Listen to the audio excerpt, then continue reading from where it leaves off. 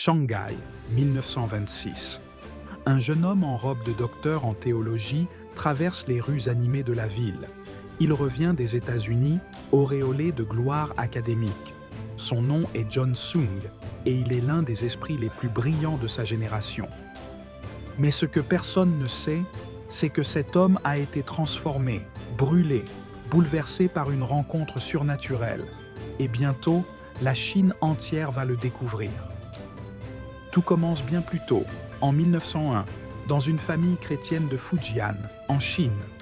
Le père de John est un humble pasteur méthodiste. Dès l'enfance, John est un garçon prodige. Il mémorise des chapitres entiers de la Bible, prêche dans l'église de son père et rêve de servir Dieu. Mais poussé par l'ambition, il se tourne vers les sciences. À 19 ans, il part pour les États-Unis avec une bourse exceptionnelle. Il étudie la chimie avec passion et obtient son doctorat en seulement 5 ans, à l'Université d'État de l'Ohio. Il est applaudi, célébré. Mais au fond de lui, un vide grandit. Malgré tous ses diplômes, malgré les honneurs, quelque chose manque. Il sent que Dieu l'appelle ailleurs. Il abandonne alors tout pour entrer à l'Union Theological Seminary de New York.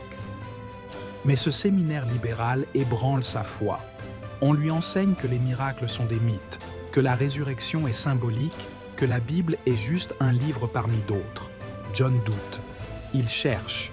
Il lit la Bible avec larmes. Il lutte intérieurement. Puis, un soir de 1927, tout bascule.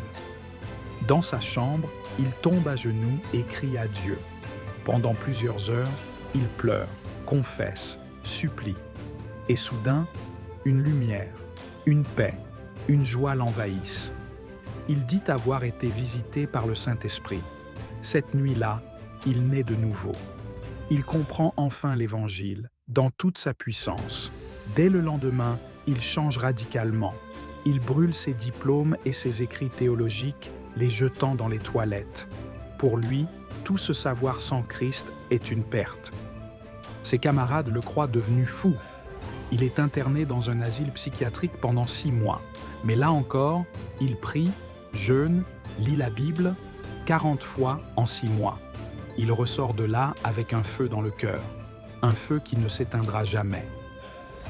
De retour en Chine, il ne reprend pas la carrière académique. Il devient prédicateur itinérant. Il parcourt les villes, les villages, les campagnes.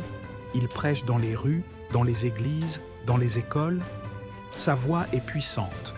Son message est simple. La repentance, la croix, la nouvelle naissance. Les foules affluent.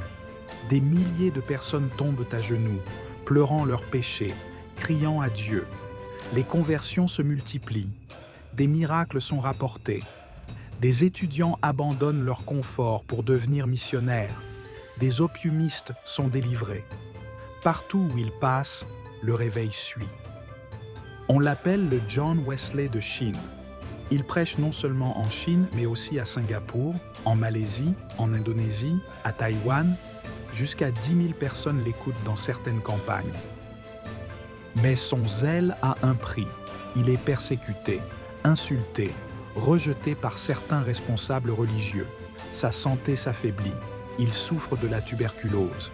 Il continue à prêcher, souvent alité, avec un seau à ses pieds pour cracher du sang entre 2 sermons.